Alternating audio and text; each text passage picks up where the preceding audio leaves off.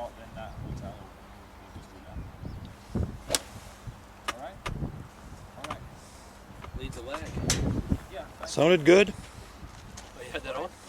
Mm. Love you. Okay. So I'm going to do 2 videos in one here, or two explanations in one. In the To get that ball steady. yeah, it is actually going through the wind. So the 2 explanations I want to put in here for intent. Somebody asked about intent. I talk about it a lot. What really is it? And this makes it a lot simpler. Let's say to picture. You know, the downhill part is in, right? Uphill's out. Okay, so it's kind of easy to feel. You're standing here, you can feel where in is. It's straight behind you down the hill, and out is up the hill.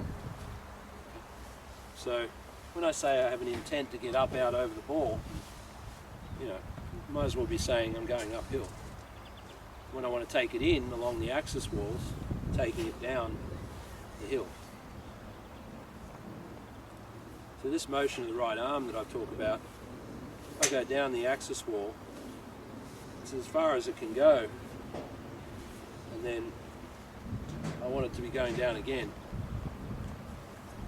So that's downhill, there's the right arm. Okay.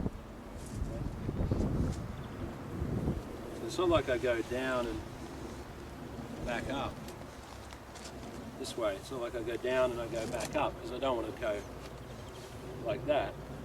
I just want to keep it. I want to keep it going down there. So to counter that, I've got to stay up the hill. So now it's basically trapped because it's just gone downhill and I'm going up the hill with the upper spine until it can't go any further, really. You know, limitations of my body are basically taking it back there as far as it can go. And if I then go out, that's lagging that, or it's putting drag on that, isn't it? If that's still going back there. Okay. So I want to talk about the 3 backswings. I want to talk about the 3 backswings here that I talked about yesterday. I was saying like 7, and then by the end of the day we were saying put your 17 backswings in and whatever. But the 3 genuine backswings, and I'm going to do this face on and then down the line as well.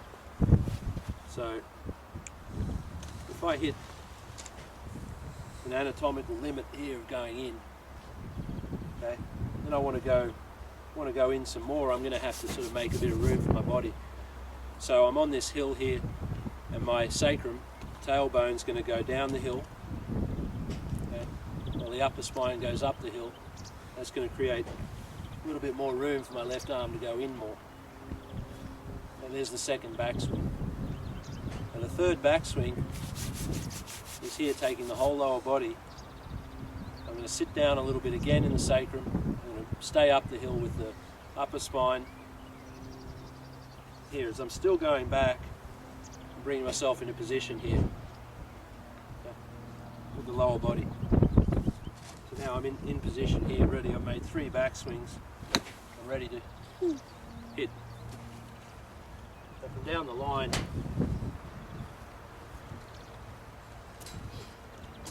I hit the anatomical wall with the left arm coming across the body.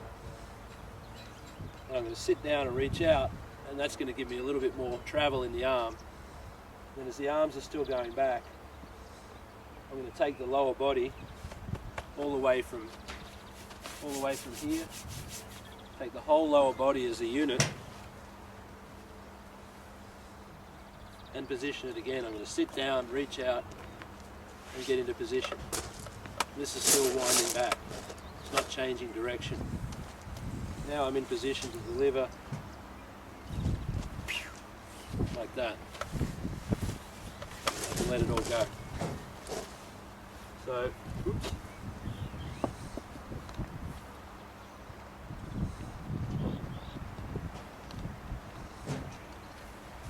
Okay, we can do this on the hill.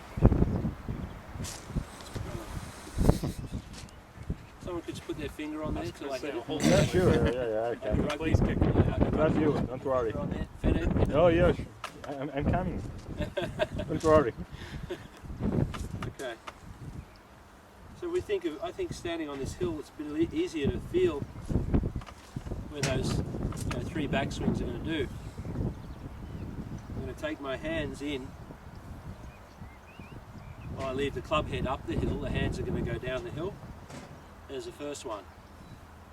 And feel.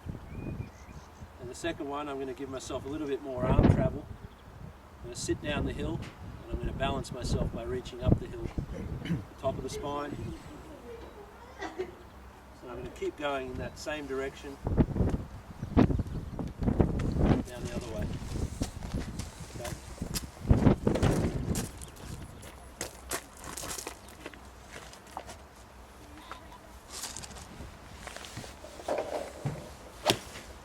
Wow. So cool. Oh, that was nice. Not bad. That was nice. Oh, nice. Really So- nice. So basically, I think if you guys all get on here, you can really feel the direction of everything. I think, if I'm not, so can you even see it? You can just see it even without standing on here, but I think standing on here will really bring it home. What's straight down the hill, what's straight up the hill, straight in and straight out. Okay. Certainly helps me to get the point across and even with myself to hit balls with the ball above my feet this way. Okay. So intent and aiming, using this idea here.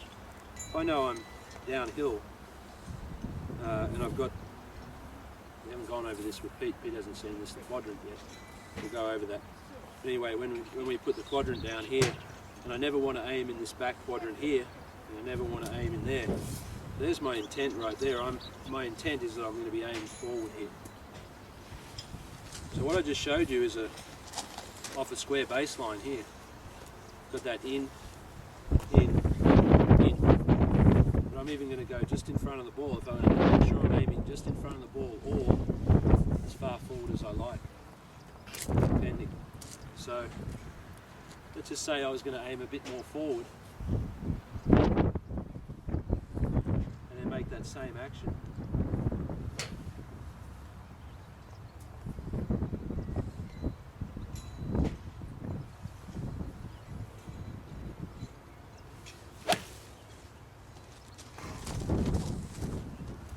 More like what you'd think you'd hit it off this slope is a big draw, right?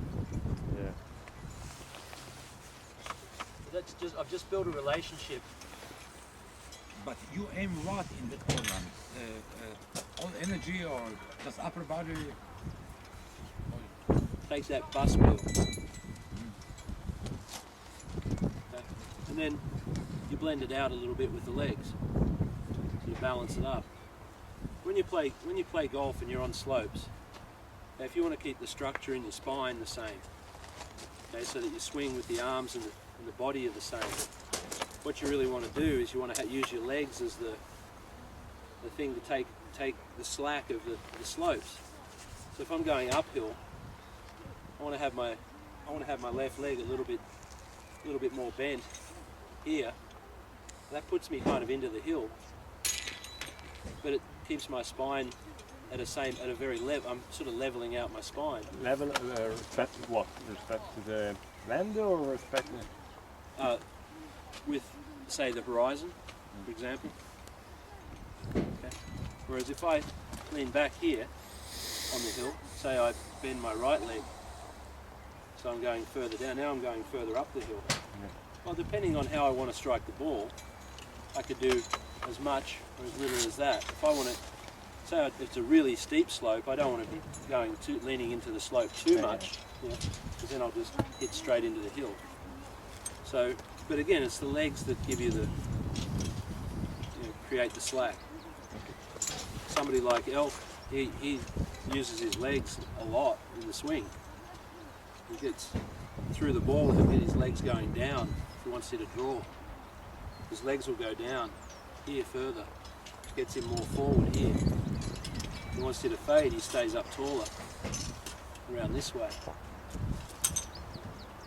So the legs are very important in terms of setting yourself to the shot. You don't want to be having your legs do nothing and then start getting your spine to catch the slope. You see why that would be not such a good thing to do. But intent in aiming,